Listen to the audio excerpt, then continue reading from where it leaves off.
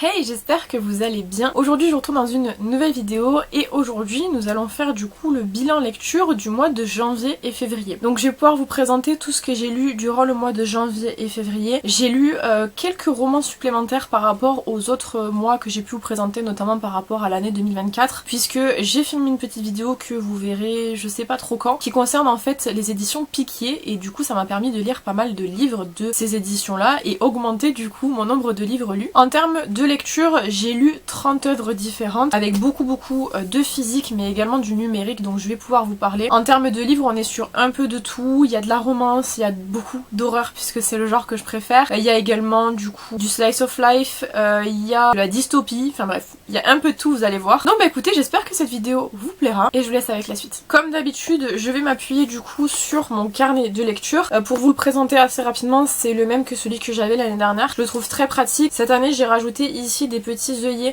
que je colle en fait à chaque mois pour pouvoir en fait mieux séparer mes lectures. Notamment du coup, la première rangée, c'est ce qui concerne janvier et là c'est février, et du coup c'est plus simple pour moi de me repérer comme ça. J'ai pas fait toutes les fiches lecture dans la mesure où il y a pas mal de livres que j'ai lus, que j'ai pas encore répertorié là-dedans, mais je vais également du coup m'aider de mon Goodreads, donc c'est une application que vous téléchargez sur le téléphone. J'y avais accès également du coup sur l'ordinateur, et c'est une plateforme sur laquelle vous mettez les livres que vous lisez. Vous pouvez écrire des revues, moi mes revues m'aident du coup pour remplir mon petit livre juste ici. Là dans les livres que j'ai pas noté encore en termes de revues, c'est que des trucs que j'ai lus assez récemment, donc je m'en rappelle. Et pour une fois j'ai pris le notebook et je me suis fait une petite fiche pour pouvoir avoir du coup mes lectures et physiques et comptes interdits machin. J'ai essayé de classifier un petit peu, donc du coup ça va me permettre de pouvoir un petit peu mieux vous présenter les choses. Notamment je vais présenter en premier les comptes interdits, ensuite je vous présenterai les romans que j'ai lus du coup en physique, je passerai du coup après au numérique, et deuxième partie on parlera manga physique puis manga numérique. Voilà, comme ça moi ça serait un petit peu organisé et moi ça me permettra d'y revoir un petit peu plus clair, notamment par rapport à mes fiches. Comme je vous ai dit, on va commencer avec les comptes interdits. Le premier que j'ai lu cette année, c'était Alibaba et les 40 voleurs de LP Sicard, qui était parmi ceux que j'avais pas encore lu. Je l'ai fait en lecture commune avec Tony celui-ci, et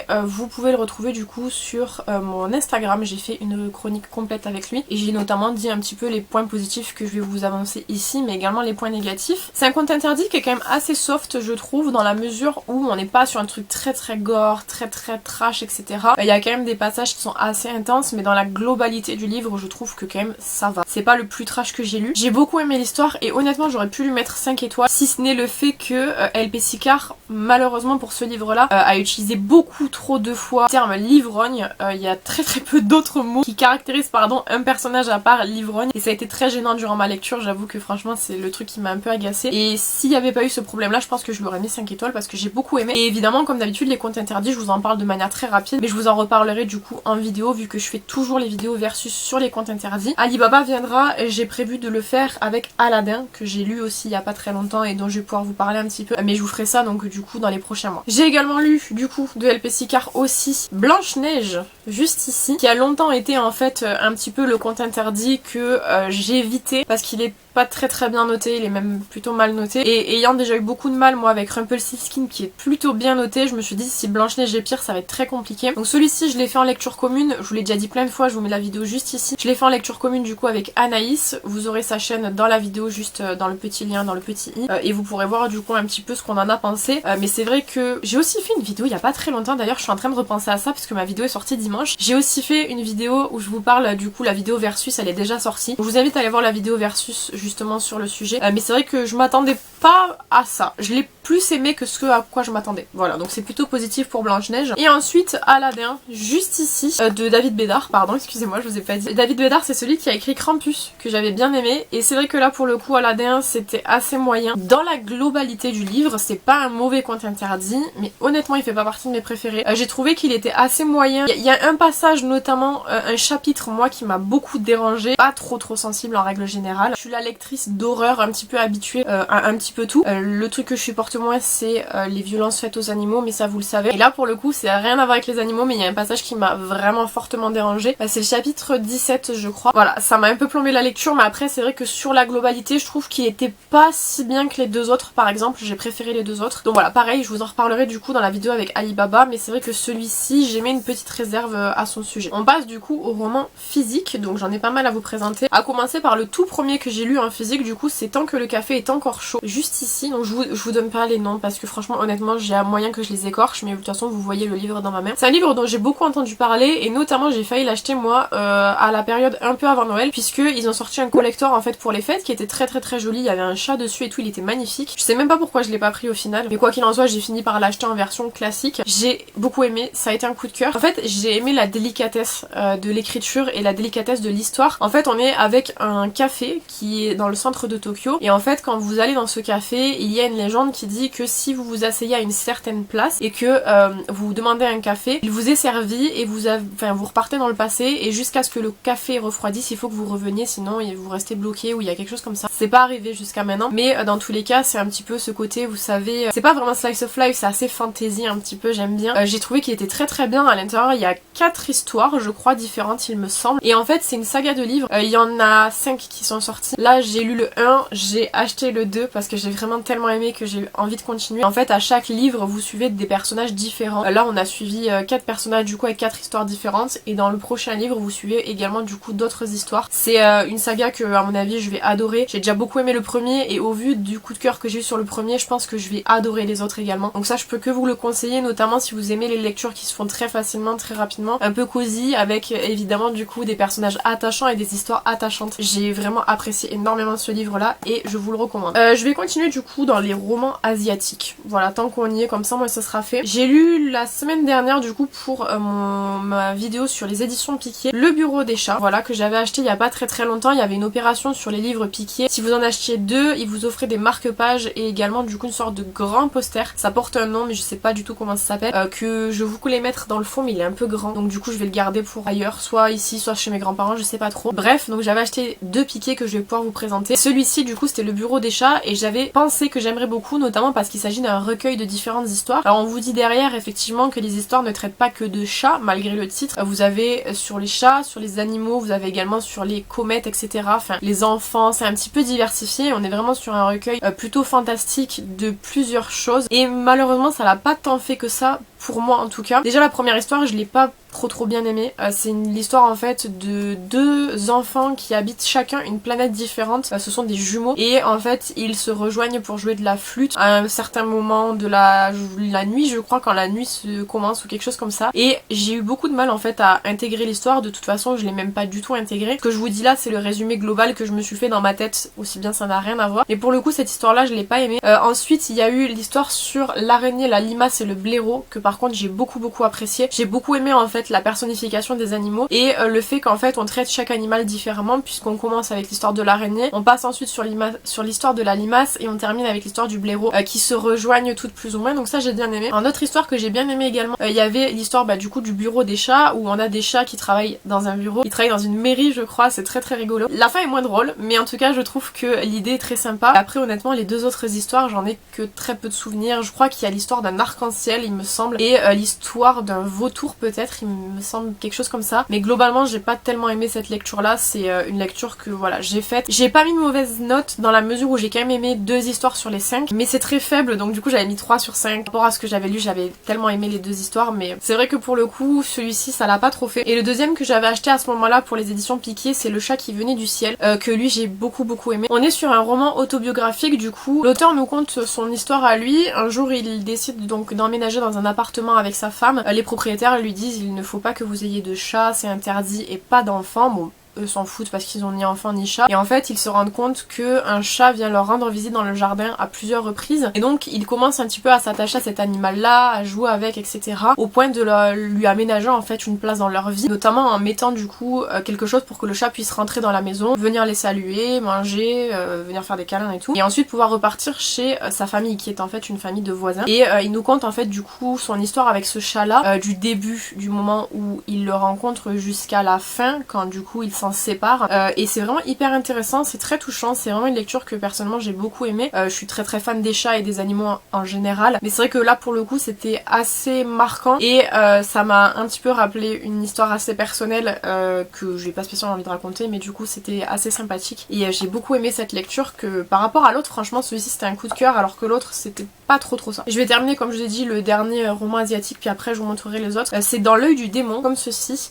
Celui-ci il m'avait beaucoup intriguée. Je l'avais acheté chez Nose. C'est un auteur qui en fait un jour est contacté par un ami à lui qui lui dit écoute, ce soir, tel jour, telle heure, telle date, tel endroit, il va y avoir un meurtre et je pense que ça pourrait t'intéresser de le voir. Il se dit que peut-être ça pourrait peut-être, je sais pas, inspirer son ami, mais il lui dit faut vraiment qu'on y aille, qu'on aille le voir, je suis sûre de ce que je sais et je veux qu'on aille le voir. Lui il est un peu en mode son pote est un peu fou, enfin, il l'a toujours vu comme quelqu'un de fou et il se dit voilà, je peux pas le laisser y aller tout seul parce que si jamais il lui arrive quelque chose, je vais m'en vouloir toute ma vie, donc je vais l'accompagner. Pour autant, il a pas spécialement envie d'y aller, et puis quand il va là-bas, il voit ce qu'il a à voir. Et on suit ça du coup, on suit le avant, pendant et le après. C'est hyper intéressant, c'est une bonne lecture. J'ai pas spécialement hyper aimé la fin. J'aurais peut-être voulu que ce soit différent, mais après ça reste une fin qui pour moi a fait sens, c'est logique. Mais c'est vrai que j'aurais aimé que ce soit peut-être différent. Ça reste une bonne lecture, voilà, que je peux que vous conseiller si jamais vous aimez les romans asiatiques. J'ai bien aimé celui-ci. Mais c'est vrai que si c'était moi qui avais écrit le livre, j'aurais pas fait une fin comme ça. Voilà, mais comme c'est pas moi qui ai écrit le livre,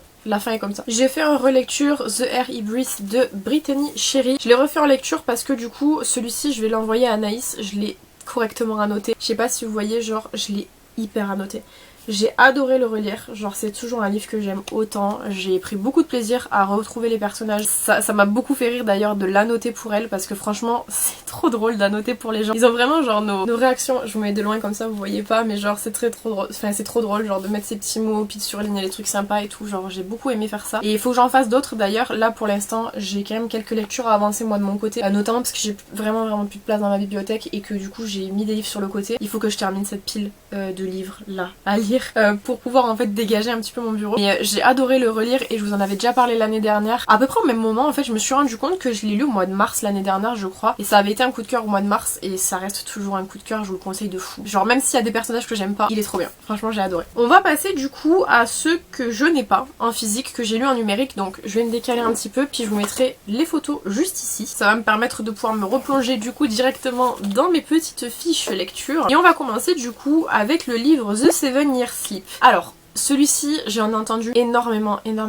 parler sur les réseaux sociaux. Il y a beaucoup de comptes très gros en termes de BookTok français ou de BookTube français ou de Booksta français qui en ont parlé. Notamment moi c'était Booksaddict qui en avait parlé je crois en disant que c'était une lecture de fou. Donc c'est pour ça en fait que ça m'avait donné envie de le lire. On est en fait avec une jeune femme en fait qui habite dans l'appartement, elle a récupéré l'appartement de sa tante et sa tante lui a toujours dit que son appartement était magique, qu'il permettait de revenir dans le passé. Voilà, ça peut revenir qu'à certains moments en fait. C'est pas toi qui choisis vraiment, c'est plutôt l'appartement qui choisit de t'y amener et en fait elle se rend compte finalement que sa tante elle disait pas tant de bêtises que ça et que effectivement on peut revenir dans le passé grâce à cet appartement là, mais comme je vous dis c'est l'appartement qui décide et pas vraiment vous qui décidez quand est-ce que vous allez revenir et jusqu'à quand vous allez revenir. Voilà, il y a un petit côté un petit peu, vous savez, c'est une romance mais en même temps c'est un petit peu fantastique. Donc c'est assez cool. J'ai bien aimé. Je mets des petits laps de temps et tout parce qu'en fait j'ai tellement entendu parler de ce livre là que je m'attendais à ce qu'il soit là et que du coup il est là. Parce que j'ai eu trop d'attentes, les attentes étaient trop élevées. J'ai apprécié ma lecture, il n'y a pas de problème, c'est un livre que je vous recommande. Mais c'est vrai que je pense que j'en ai tellement entendu parler que c'est comme si par exemple là je lisais la saga de Tracy Wolf. Je suis quasiment sûre que j'en ai tellement entendu parler que je serais déçue. Un petit peu comme toutes les sagas vous savez qui sont très connues, ou tous les livres qui sont très connus. En général on a une attente qui est trop élevée et puis on est souvent déçu. Après c'est des fois le cas de pas du tout, ou genre vous kiffez votre lecture et tout, mais c'est vrai que là pour le coup pour celui-là, mon attente était trop élevée. Il est quand même bien. Partez dans l'idée que ça va être un livre qui va vous plaire, mais pas que ça va être un coup de cœur. Et auquel cas je pense que du coup vous serez un petit peu moins déçus que moi. C'est une bonne lecture, c'est sympathique, même si on voit un petit peu le truc arriver honnêtement. Au tout début du livre je savais déjà très bien dans quel sens on allait partir. Ça reste une romance donc il n'y a pas grand chose de très surprenant, mais c'est un livre qui est quand même sympa à lire je trouve, donc voilà. Je vous conseille de le lire mais en n'ayant pas trop d'attente. Ensuite j'ai lu Krampus Christmas Revenge et celui-ci c'est assez mitigé, c'est assez difficile parce que à la fois je l'ai beaucoup aimé et en même temps j'ai beaucoup de réserves vis-à-vis de ce livre là parce que, alors, c'est pas très bien écrit, c'est écrit d'une manière très Wattpad, donc ça fait pas très pro en fait, ça fait pas vraiment écrivain auteur-autrice, ça fait plutôt genre moi qui écris juste un truc dans ma chambre. Après je vais pas faire la diva ou quoi que ce soit hein, parce que moi il y a des livres de ce style là que j'aime beaucoup, et là où j'ai eu beaucoup de mal c'est qu'en fait on a vraiment un côté très cliché, très peu plausible en fait finalement. Pour vous donner un petit peu le topo, vous avez donc du coup une jeune femme qui a son père qui est mort par Krampus. Krampus, la légende de Krampus, c'est le frère entre guillemets déchu du Père Noël qui en fait était un petit peu trop badass pour être Père Noël et donc du coup il a décidé de se ranger du côté obscur et de devenir Krampus. Krampus qui punit les enfants qui n'ont pas été sages en leur mettant du charbon au pied du sapin et en fait quand les enfants touchent du charbon, enfin, là en tout cas pour l'histoire, je sais pas si vraiment c'est la légende de Krampus, je sais qu'il y a le charbon et tout mais je sais pas si à partir de là c'est pareil que la vraie légende. Mais là dès qu'ils touchent en fait un charbon, ils peuvent pas se l'enlever des mains, ça brûle et donc du coup il y a un des proches de la famille qui doit se sacrifier pour que Krampus laisse l'enfant tranquille jusqu'à sa majorité. Donc là Krampus vient redemander son dû, c'est-à-dire l'âme de la fille, sauf que elle en fait ça fait des années qu'elle se prépare pour ça et qu'elle veut absolument se venger de la perte de son père. Elle déteste Krampus au plus haut point et en fait quand il arrive elle se rend compte que finalement elle le déteste pas tant que ça et qu'il y a peut-être une alchimie entre eux machin et là où pour moi c'est pas plausible, c'est qu'en fait toute la haine qu'elle a accumulée au fur et à mesure des années, elle l'oublie presque dès qu'elle le voit et il y a tout un truc avec sa famille, elle apprécie pas sa famille, elle les a conviés pour un repas parce qu'en fait à la base elle voulait les tuer, enfin bref, il y a tout un truc comme ça. En fait l'histoire elle aurait pu être bien s'il y avait pas eu le côté vraiment obsessionnel envers Krampus qu'elle a et vraiment le truc où c'est pas du tout plausible quoi, quand t'as la haine envers quelqu'un tu peux pas du jour au lendemain l'adorer, il t'a pris ton père, tu peux pas l'aimer plus que tout. Donc il y a juste ce côté là et aussi le côté que en plein milieu du livre vous aviez des photos qui apparaissaient, c'est-à-dire que on sait pas, c'était des photos qui étaient dessinées, alors peut-être éventuellement c'est comme il y a deux autrices, peut-être il y en a une des deux qui dessine et qui a voulu mettre ses dessins dedans mais c'était pas fameux quoi, genre ça a coupé la lecture, t'arrivais puis en plein milieu t'avais une grosse bestiole qui apparaissait, c'est pas terrible. Après l'histoire elle se tenait mais vraiment en fait pour moi il aurait pas fallu mettre le côté obsessionnel comme elle avait là ou à la limite faire un côté où il y avait une vengeance à la fin ou quelque chose comme ça. Là pour le coup j'ai trouvé que c'était un petit peu, bon c'est de la dark romance mais j'ai trouvé que c'était vraiment très peu plausible, vraiment pas fou. C'est mon avis, c'est mon opinion mais c'est vrai que pour le coup celui-ci j'ai autant aimé que ce que je n'ai pas aimé en fait finalement. Je suis assez partagée à ce niveau là donc celui-ci c'est un petit peu compliqué d'émettre un avis dessus mais globalement je pense que vous voyez à peu près où je veux en venir. Et un petit peu dans le même style c'est un autre livre de dark romance, c'est Trick or Treat. Et celui-ci, pareil. On est avec une jeune femme qui s'appelle Lily qui en fait quand elle était plus jeune est partie faire Halloween. Elle était déguisée en sorcière ou je sais plus trop quoi. Et en fait elle est arrivée devant une maison et il y a des jeunes qui se sont moqués d'elle parce qu'en fait elle a glissé, ils ont vu sa culotte ou je sais pas quoi. Il y avait vraiment un truc un peu niais où genre ils se foutaient d'elle à chaque fois qu'ils la voyaient parce qu'ils avaient vu sa culotte, ils avaient pris en photo, je sais plus quoi. Et en fait des années plus tard elle a vraiment changé, elle les déteste et en fait il se trouve qu'elle les re-rencontre dans son lycée puisque ils sont dans le même lycée apparemment et elle les déteste terriblement, elle leur voue une haine pas possible pour au final, on sait pas pourquoi, il se passe un truc. C'est un harem inversé, je savais pas ce que c'était un harem inversé avant de lire ça. Bon, c'est pas mon délire du tout. J'ai trouvé que au-delà du fait que l'histoire n'est pas plausible, c'était pas le genre de lecture que j'aime plus que ça. Donc moi en fait j'ai mis une étoile mais c'est parce que du coup c'est le genre de lecture que j'aime pas trop. Et notamment aussi il y a un truc important à noter parce que c'est important de noter quand ça y est mais c'est important de noter quand ça n'y est pas. Le consentement des hommes envers la femme y est. Il n'y a pas de problème, il y a toujours le consentement mais l'inverse n'y est pas. Ça me dérange parce que on peut pas taper en disant oui mais là il n'y a pas le consentement des mecs envers la meuf mais faire l'inverse tu vois, donc il faut être un peu logique et tout. Là c'est pas du tout, il y a pas. Donc il y a le consentement d'un côté mais pas de l'autre donc c'est ridicule. Donc celui-ci non je vous le conseille pas du tout, j'ai vraiment pas aimé. Franchement il y a beaucoup de gens qui l'ont beaucoup aimé, moi je crois que je suis une des seules critiques négatives en fait sur ce livre là sur Goodreads. Il me semble que j'avais vu ça quand j'avais fait ma revue. Je sais même pas si je l'ai faite ou si... Bref, peu importe. En tout cas, je suis une des seules critiques négatives. Mais je crois que les autres personnes qui ont noté, il me semble, ont reçu le livre gratuitement. Donc peut-être ça joue, je sais pas. Mais en tout cas, moi personnellement, c'est une lecture que je vous conseille pas du tout. Pour les fans d'horreur et de contes interdits, j'ai découvert une nouvelle saga. J'ai entendu parler très rapidement, mais je m'étais jamais penchée sur le sujet. C'est la saga Predator, du coup, qui est réalisée par quelques auteurs des contes interdits. Il me semble qu'il y a certains auteurs de cette saga-là qui ne sont pas dans les contes interdits. Quoi qu'il en soit, j'ai lu Predator Jorgensen le Viking et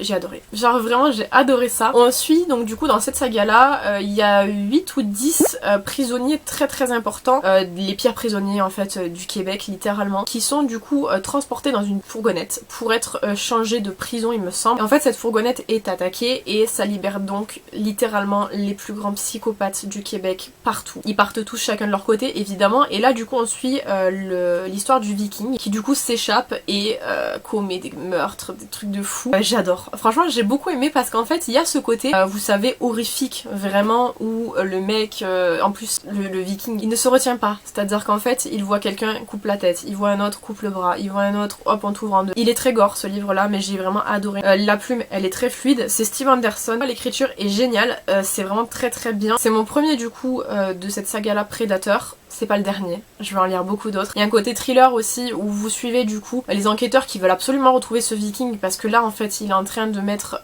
des corps partout. Le problème c'est que tous les trucs de police sont répartis à droite à gauche parce qu'il y a quand même 8 ou 10 mecs qui se sont échappés qui sont très dangereux et du coup les forces de police ne peuvent pas se décupler. Vraiment très très bien, si vous aimez l'horreur, franchement je vous conseille de fou. Je pense que je ferai comme les contes interdits, je vous ferai une petite vidéo récapitulative quand je les aurai tous lus. C'est pas le cas encore, j'en ai lu qu'un, mais vraiment celui-ci il est vraiment très très bien. Ensuite ici j'ai L'heure tombe toujours juste. Alors ça c'est assez particulier parce qu'en fait c'est genre vraiment un micro-livre. C'est des lectures qui sont sur le format Kindle. Je vais éternuer. Donc je disais c'est des formats courts qui sont disponibles sur Kindle.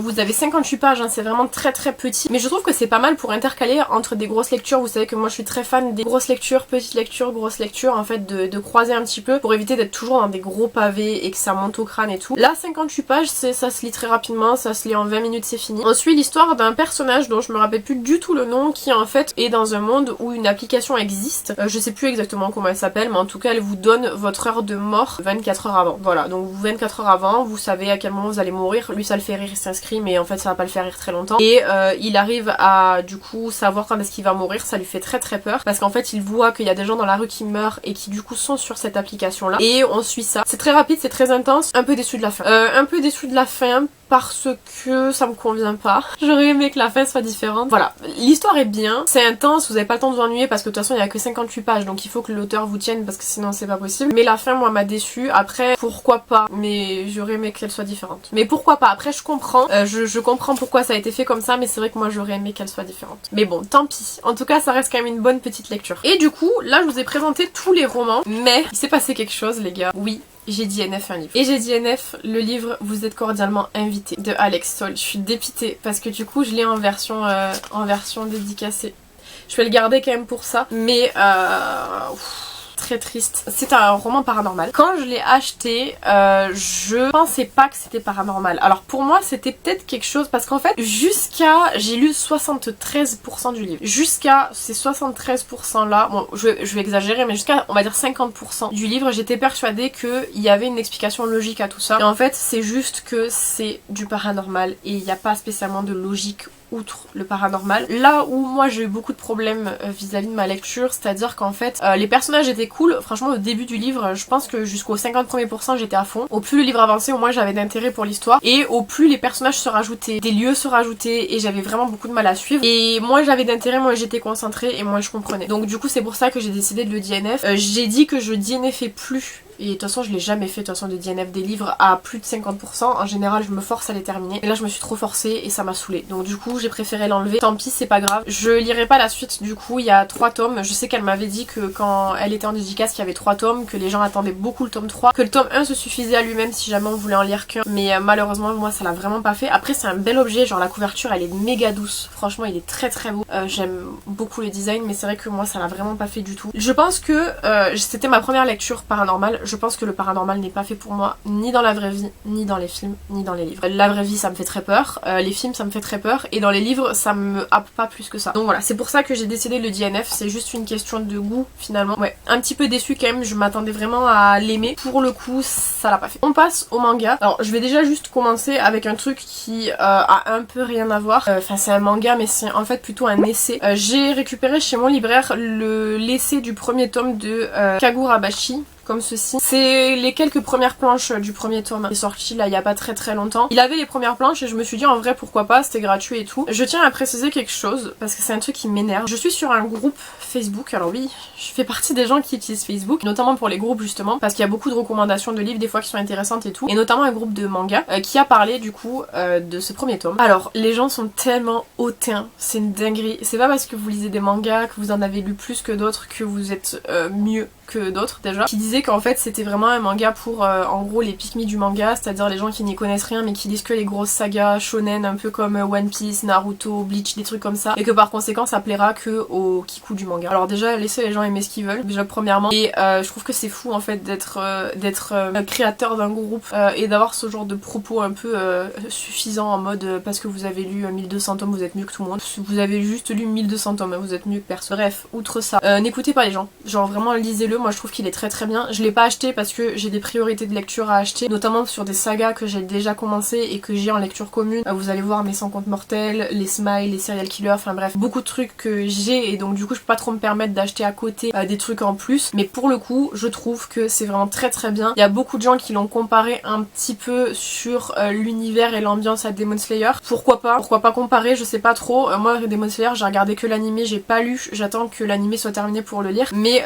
personnellement je l'ai bien aimé, donc franchement n'écoutez pas les gens si vous avez envie d'aimer et de regarder ce que ça donne, penchez-vous dessus, je trouve que c'est vraiment sympa. Notamment je peux vous montrer quelques planches par exemple à quoi ça ressemble, c'est vraiment très bien, personnellement j'aime bien. Voilà, je sais pas si c'est quelque chose que j'achèterais honnêtement parce que comme je vous dis j'ai beaucoup de séries qui sont déjà commencées et qui par conséquent nécessitent que je les termine, mais franchement c'est vraiment très sympa. Allez, on commence du coup avec les mangas que j'ai lus. J'ai lu déjà pour commencer le tome 4 du Manoir de l'horreur. Alors j'avais déjà commencé, vous savez, depuis pas mal de temps le Manoir de l'horreur, j'aime beaucoup. Le problème c'est que c'est un truc qui est très très vieux, c'est de 97 je crois, donc c'est extrêmement vieux. C'est très difficile à trouver et c'est très cher à trouver. Moi j'avais trouvé quelques tomes pour pas trop cher, là j'ai jusqu'au tome 5 et après je passe sur le 9 je crois et le 10 il me semble. Je vois pas très bien de loin mais très difficile à trouver, donc c'est vrai que voilà j'essaye d'éparpiller un petit peu. Ça reste toujours aussi bien hein, franchement je trouve que c'est qualitatif. C'est un petit peu dans la même veine que je vais vous présenter après mes 100 comptes mortels, c'est pareil, c'est en fait vraiment des petites histoires d'anthologie, vous avez un petit peu de tout. Là j'ai noté notamment que du coup moi j'ai beaucoup aimé du coup la 15e séance qui est Une enfant diabolique, et j'ai aussi beaucoup aimé la 19e pardon, qui est Bombe humaine. Voilà, c'était mes deux coups de cœur de ce tome-ci, mais toutes les histoires sont bien, vous avez un côté vintage qui est très sympa, les dessins ils sont toujours assez particuliers parce que je trouve que c'est qui l'a fait ça déjà, je me rappelle jamais son prénom, Okazuki Inori, à chaque fois c'est un peu ce même genre de truc et j'aime bien, donc ça je vous le recommande, mais c'est vrai que pour trouver c'est très difficile. C'est édité chez Akata mais il y a très longtemps, édition Delcourt. Peut-être un jour ça serait bien qu'ils en refassent ce genre de truc là, à part mes 100 comptes mortels que j'adore, ça serait bien qu'ils refassent des trucs un peu comme ça vintage, genre sur de l'anthologie d'horreur. Pitié, c'est génial. Et tant qu'on y est, on va passer à mes 100 comptes mortels hein, qui est le même genre de truc, c'est de l'anthologie sauf qu'en fait si vous voulez ça c'est une version plus jeune et plus fraîche de ça. Ça a rien à voir hein, c'est vraiment deux trucs différents, mais pour vous comparer un peu le même genre, c'est ça c'est vintage, ça c'est aujourd'hui, c'est très efficace, mes 100 comptes mortels c'est toujours aussi bien, genre j'en en peux plus. On est à 6 sur 10, j'ai envie de pleurer parce que ça se rapproche très vite. Le 7e tome sort fin du mois, ça va trop vite pour moi. En même temps ça va pas assez vite, genre je pourrais en bouffer des heures et des heures tellement c'est bien. Le protagoniste du coup, le petit qui nous conte les histoires, il est en train de devenir fou aussi un petit peu, donc écoutez, on apprécie. Là si je peux vous montrer quelques planches aussi pour vous montrer un petit peu à quoi ça ressemble, c'est spécial hein. C'est vraiment de l'horreur magnifique, moi j'aime beaucoup. Là j'ai pas noté spécialement du coup d'histoire préférée parce que du coup je les aime vraiment toutes, mais anthologie d'horreur, foncez sur ça, c'est génial, et ça se trouve par rapport au Manoir de l'horreur, celui-ci se trouve en magasin actuellement. J'ai lu le premier tome de Serial Killer Land, comme ceci, j'avais grave hâte que ça sorte, c'est Dexter version manga, voilà, littéralement. Le premier tome c'est plutôt un tome d'introduction dans laquelle on va vous conter un petit peu l'histoire de notre protagoniste, pourquoi il en vient à vouloir tuer tout le monde, j'abuse quand je dis tuer tout le monde, mais on en vient à savoir quoi, comment, qu'est-ce qui s'est passé et tout, et ça a l'air d'être une tuerie sur la suite. Pour un premier tome d'introduction, c'est un très bon tome, très bon. Lecture commune que j'ai faite avec Tony au mois de janvier, ça aussi c'était au mois de janvier je crois il me semble. Enfin toutes les trucs d'horreur en général c'est des lectures communes avec Tony parce qu'on aime tous les deux l'horreur, et Serial Killer Land c'est génial. Le tome 2 de Smile, je vous avais parlé de Smile il y a pas très longtemps, pareil lecture commune avec Tony, le tome 1 et le tome 2. Le tome 1 je sais plus quand est-ce qu'on l'avait fait, mais en tout cas c'était un truc assez récent. Là on est plus focus du coup sur bon, pour vous donner un topo, c'est sur une secte. Un mec qui voit un jour quelqu'un dans une secte qu'il reconnaît, la secte du sourire éternel. Je crois que c'est tiré d'une histoire vraie au Japon, justement d'une secte aussi. Et en fait il reconnaît quelqu'un et il décide d'infiltrer cette secte pour savoir pourquoi cette personne est là. Et là on apprend plus justement sur quel est son lien avec cette personne. C'était pas mal, franchement j'ai bien aimé. Tout aussi bien que le premier, c'est efficace, c'est très dérangeant. Les planches c'est ça. Voilà, c'est assez classique, hein. C'est pas des planches très sophistiquées, mais efficaces également personnellement, j'aime beaucoup. Ensuite, on passe à Crying Game. Alors, j'avais eu tellement de hype sur le premier tome, franchement j'avais adoré. Le deuxième tome,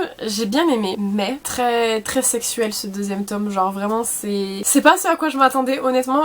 Bon, après, si ça dure que un tome, ça va, mais alors typiquement, si je peux vous montrer des trucs...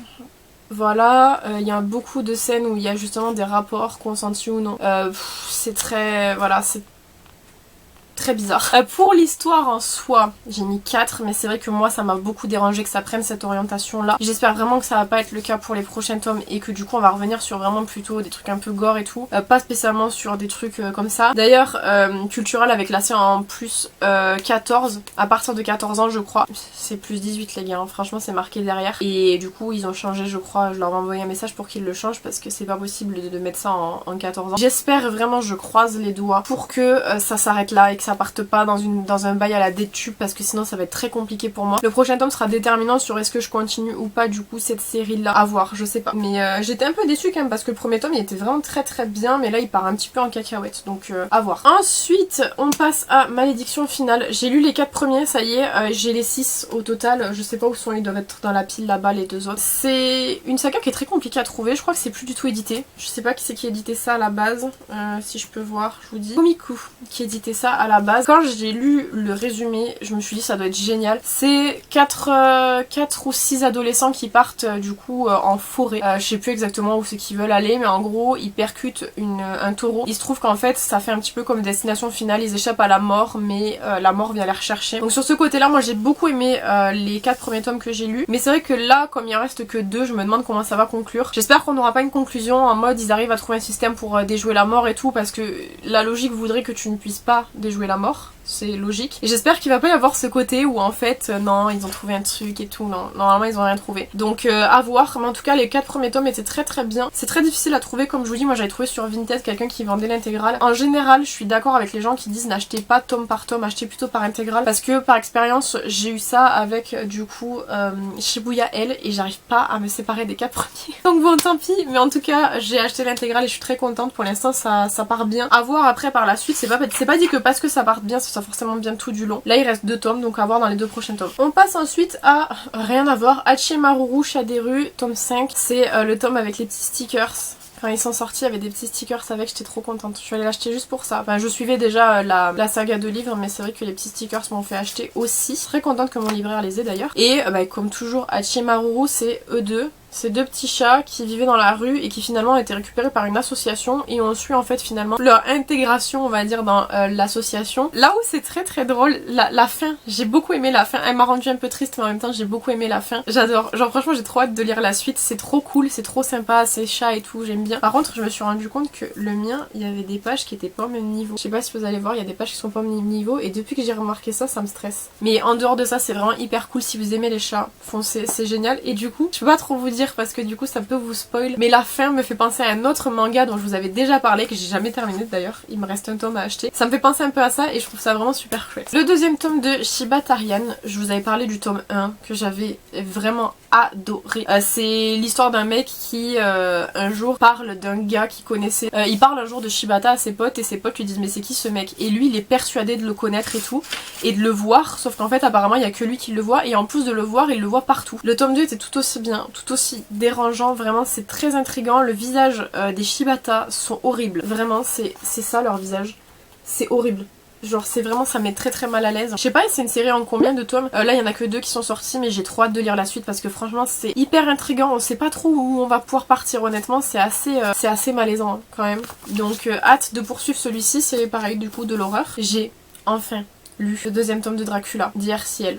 Genre oh mon dieu. C'est dessiné par Shinichi Sakamoto, juste ici. Je sais pas si vous voyez parce que du coup c'est rouge sur noir. C'est trop beau, c'est divin, c'est magnifique. À chaque fois je dis pareil, mais genre littéralement les gars, c'est... En fait, vous connaissez l'histoire de Dracula, on le connaît, on l'a eu en long, en large, en travers, on l'a eu en film, on l'a eu en série, on l'a eu en comédie musicale, on l'a eu partout. Mais là, c'est tellement beau en fait que genre vous avez juste envie de lire parce que c'est beau. Genre c'est magnifique, c'est sublime, c'est absolument incroyable, c'est trop beau. J'adore les planches sont magnifiques.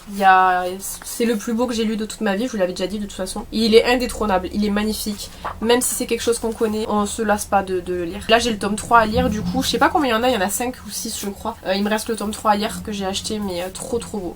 Magnifique, j'adore. Ensuite on parle de Odan, Brève du pays d'10 000. Ça je l'avais eu du coup dans le concours de Tony. Et très gros coup de cœur aussi. En fait c'est vraiment hyper sympa parce que c'est un livre sur lequel en fait de prime abord on mise pas vraiment. C'est un univers fantastique où on suit du coup Odan qui est juste ici. Odan ou Odan? Moi j'ai Odan parce que je trouve que ça va bien Odan. Odan j'aime pas trop. Odan du coup. Qui en fait est hyper active etc. Elle a envie de pouvoir prouver à son père qu'elle est de taille et qu'elle est super forte et tout. Son père il est un peu en mode flemme. Il la dénigre beaucoup parce que c'est une femme justement. Et à travers ce livre là elle arrive vraiment à lui prouver que malgré le fait que ce soit une femme, elle est clairement très forte. Elle est vraiment pleine de résilience et tout. Personnellement j'ai beaucoup aimé. En plus l'univers est trop cool. Les dessins ils sont vraiment beaux. Genre franchement j'ai vraiment adoré. J'espère qu'on aura un petit tome 2 quand même. Je crois que c'est un one shot mais genre j'aimerais trop un tome 2. Franchement j'adore. J'ai vraiment adoré. C'était vraiment un côté cocooning. Genre j'ai beaucoup aimé. Je vous conseille aussi. Je crois qu'il est dispo sur la Fnac il me semble. Il y a marqué édition limitée mais alors franchement je pense que je le relirai je pense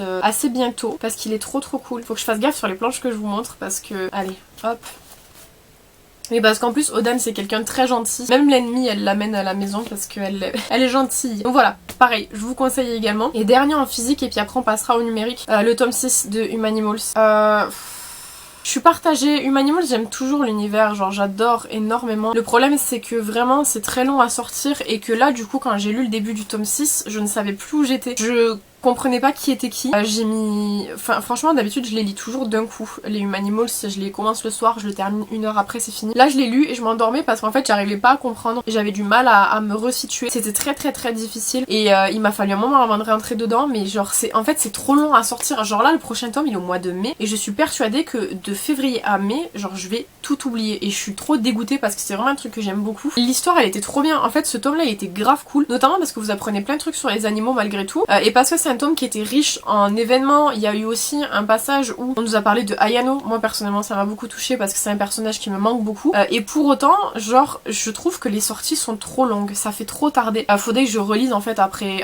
chaque sortie de tome suivant, faudrait que je relise le précédent. J'ai un peu autre chose à faire mais franchement je suis un peu dépitée parce que c'est vraiment une saga que j'aime trop mais qui met trop de temps à sortir. Mais trop bien, il y a 13 tomes, on est au 6 donc on est à la moitié pour vrai, presque à la moitié. J'ai hâte quand même que ça avance mais c'est vrai qu'en même temps j'ai pas envie mais en même temps j'ai grave envie quoi. C'est un petit peu contre-productif de parler comme ça mais j'aime tellement que j'ai hâte que ça sorte mais en même temps j'ai pas envie que ça s'arrête quoi. Comme tout à l'heure on passe au numérique donc les petites affiches seront ici. J'ai pas lu beaucoup de numérique, l'idée c'était vraiment plutôt de purger ma pile à lire à travers toutes les lectures que j'ai faites. J'ai lu quand même 3 numériques donc c'est mieux que rien. Le premier c'est le deuxième tome de PTSD Radio. Si vous avez vu quand je vous ai parlé du premier tome je vous avais dit que j'étais assez déçue. Alors pour PTSD Radio sachez que c'est des volumes doubles, c'est à dire qu'en fait au Japon ils ont eu 6 tomes, nous on en aura 3. Le premier volume chez nous correspondait au tome 1 et 2, le deuxième au 3 et 4 et le dernier correspondra au 5 et au 6. Le premier tome j'ai été assez mitigée dans la mesure où en fait je trouvais que par rapport encore une fois à tout ce qu'on nous a vanté, moi j'ai mémoire de vidéos qui parlaient de PTSD Radio comme un des trucs les plus dérangeants, un des trucs les plus difficiles à lire, des plus troublants, qui vous laissaient des marques etc. Moi quand je l'ai lu j'ai été assez indifférente, j'ai trouvé que les histoires s'entremêlaient assez bizarrement, ça changeait un peu trop, c'était assez difficile à suivre et globalement j'avais pas été spécialement hyper bluffée par le premier tome. C'est pour ça que je m'étais dit en vrai est-ce que j'achète le deuxième. Le deuxième tome il est assez différent dans la mesure où je le trouve plus intense. On vient un petit peu plus parler de superstitions ancestrales, esprits ancestraux. Les esprits sont très marqués dans ce tome là. Il est plus intéressant que le premier pour moi donc c'est à dire qu'en fait en termes de rendu japonais le 3 et 4 est plus intéressant que le 1 et 2. Maintenant est-ce que ça m'amènera sur la lecture du tome 3? À voir. Je pense qu'en fait le tome 3 va être assez déterminant pour moi pour savoir est-ce que oui ou non ça a été une série de mangas que j'ai beaucoup aimé. Je sais pas vous dire honnêtement. Je trouve qu'il y a des points intéressants mais il y a des points qui m'ont vraiment pas mal déçu aussi. Donc à voir. En tout cas pour le coup le tome 2 était mieux que le tome 1 mais c'est pas pareil gagné en tout cas sur la longueur. Disons qu'en fait là j'ai un tome qui m'a déçu et un tome qui m'a pas déçu. Donc le troisième sera vraiment déterminant par rapport à ce que j'ai pensé. Mais le premier tome pour le coup je l'avais vraiment trouvé assez moyen. J'ai poursuivi Birdcage Castle qui du coup était un survival dans un manoir un petit peu sur le thème des oiseaux. Le premier tome était intense de fou, on apprenait plein de choses, on découvrait les personnages, on découvrait l'univers, on découvrait l'ambiance. Le deuxième tome il est un peu moins bien parce que on connaît déjà plus ou moins la dynamique. J'ai pas trouvé qu'il apportait quelque chose de différent et d'autant qu'en plus c'est une série qui est très courte. Donc en fait on est déjà à la moitié et pour autant j'ai l'impression qu'on est vraiment sur un truc très simpliste. Donc pour un survival aujourd'hui, même dans la lecture globale de tous les jours, je trouve qu'il y a tellement de survival qu'il faut savoir se démarquer. Chose qu'a fait par exemple Crane Game je trouve, ou chose que fait d'autres mangas, là j'en ai pas en tête à vous donner, mais par exemple Alice in Borderland c'est quand même une grosse référence du survival dystopique en plus. Là on est plutôt sur un truc assez basique qui se démarque pas spécialement, outre le fait peut-être d'avoir toutes ces références aux oiseaux qui peut être plutôt intéressante. Mais c'est vrai que dans la globalité j'ai été assez déçue de ce tome 2, donc je terminerai quand même parce qu'il reste pas beaucoup de tomes, mais honnêtement j'ai du mal à savoir comment ils vont s'en dépêtrer. Exactement comme Malédiction finale, il y a tellement peu de tomes qu'en fait j'ai l'impression que les derniers vont être bâclés. À voir, mais c'est vrai que j'ai été assez déçue. Et le dernier c'est La Reine des Gyoza, dont j'avais entendu parler énormément et qui du coup me tentait beaucoup, donc je l'ai enfin lu. J'aime beaucoup moi les petits mangas un petit peu culinaires où on vous donne 2-3 recettes dedans. Là pour le coup dans La Reine des Gyoza vous avez des recettes qui vous sont données et c'est trop bien. On vous donne aussi des petites recettes de sauce et tout, enfin bref c'est hyper sympathique parce que au-delà du fait que vous lisez un manga, vous avez aussi vos petites recettes à pouvoir tester, donc ça c'est bien. Mais pareil, j'ai l'impression qu'en fait on apprend beaucoup de choses et au final on est laissé un petit peu en plan.